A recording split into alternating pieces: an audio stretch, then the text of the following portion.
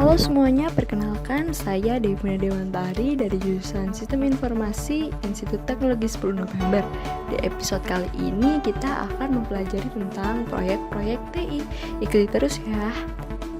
Tahu tidak, di bisnis itu ada beberapa fase yang harus diperhatikan. Yang pertama strategi, kemudian ada matriks, organisasi, operasi, dan juga evaluasi. Nah, dari beberapa hal ini, tentunya manajer harus memaksimalkan. Untuk mendukung kelima hal ini, dapat dibantu dengan pengelolaan IT. Nah, disinilah letak proyek-proyek TI itu. Untuk mengelola proyek itu tentunya ada pemegang kepentingan alias stakeholders. Nah, dimulai dari proyek itu ada yang namanya analis, designers, programmers, librarian, kemudian ada secretary, kemudian ada orang yang tugasnya memanajemen proyek yang disebut manajer proyek. Nah, di luar itu ada yang namanya sponsor pemberi dana, kemudian ada steering committee, kemudian ada pengguna, kemudian ada proyek lain yang berhubungan, kemudian ada fasilitas, ada jaminan mutu, ada konsultan, ada subkontraktor, kemudian ada development support. Nah, ada grup arsitektur, kemudian ada technical specialist, kemudian manajer TI. Apa sih perbedaan dari proyek TI dan proyek non-TI? Ditinjau dari proyeknya sendiri, kalau proyek TI ini berhubungan dengan hampir semua proses bisnis, sedangkan non-TI biasanya tidak terintegrasi. Struktur proyek TI ini biasanya berdiri sendiri, sedangkan pada proyek non-TI ini terdiri dari banyak proyek yang saling memiliki ketergantungan. Ruang lingkup di proyek TI tidak terdefinisikan dengan baik, sedangkan di non-TI sudah terdefinisikan dengan baik. Perubahan kontrol yang di TI diketahui namun susah diimplementasikan, sedangkan di non-TI mudah untuk diketahui. Stakeholder yang di proyek TI ini banyak, sedangkan yang di proyek non-TI ini stakeholdernya sedikit. Kalau pembagian kerjanya dikerjakan oleh spesialis, sedangkan di non-TI ini pada yang saat krusial saja dikerjakan oleh spesialis. Resikonya susah diidentifikasi namun memiliki pengaruh paling tinggi. Kalau dokumentasinya di proyek TI sudah baik, kalau di yang non-TI tidak terdefinisikan dengan baik. Budgetnya di proyek TI ini tidak memenuhi perencanaan. Hubungan antara pengembangan TI dengan manajemen proyek. Ada yang namanya requirement, ada yang namanya methods, deployment, dan reuse. Kemudian di kotak sebelah sini ada schedule, cost, procurement, dan communication, serta human resource. Kotak sebelah ini nih, yang requirement, method, deployment, dan reuse ini dinamakan software engineering atau rekayasa software. Nah, kotak yang satunya ini, yang di sebelah sini namanya project management.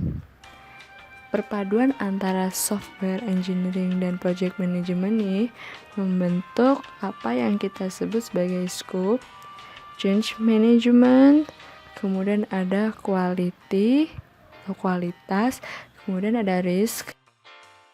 Pasti tahu kan yang dinamakan SDLC alias Software Development Life Cycle.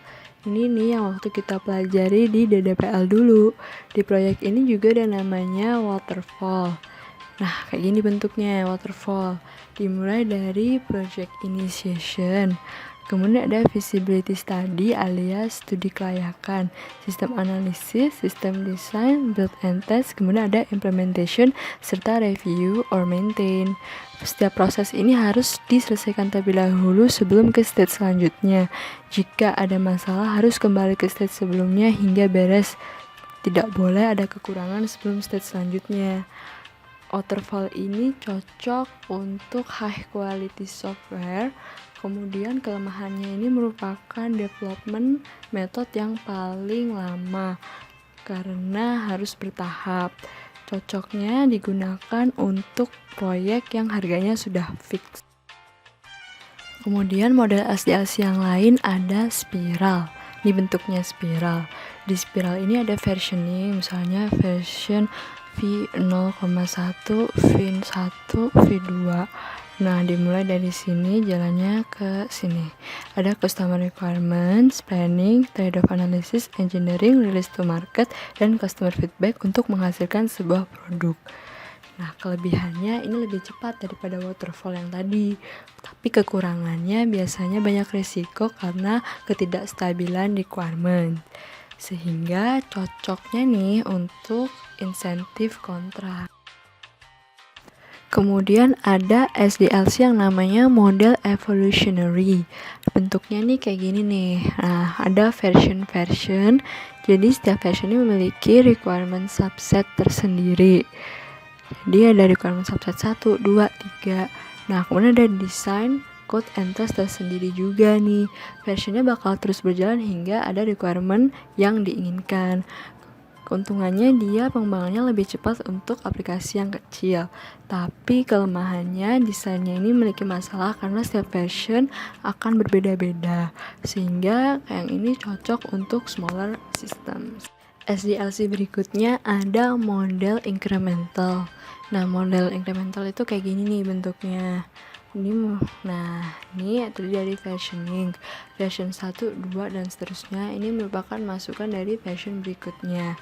Ada requirement subset tersendiri dan juga design code tersendiri. Nah, ini produksinya cepat untuk partial project.